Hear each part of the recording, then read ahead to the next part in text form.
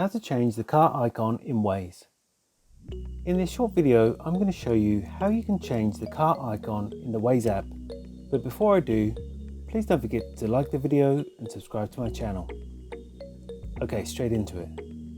So first, of course, you need to open up the Waze app. So once you're in the Waze app, at the bottom, tap on My Waze. And then in the top left-hand corner, tap on the gear icon.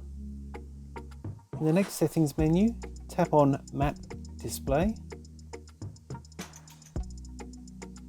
And then about halfway down, you'll see the car icon button. So tap on that one. So here, as you can see, they've got a number of different options that you can choose, from different cars to motorbikes to race cars, an arrow, trucks, helicopters, pretty much anything you can think of. So go through, tap on which one you'd prefer, and then when you're navigating on the map, instead of showing an arrow or just a basic car, it will be the option that you've chosen here.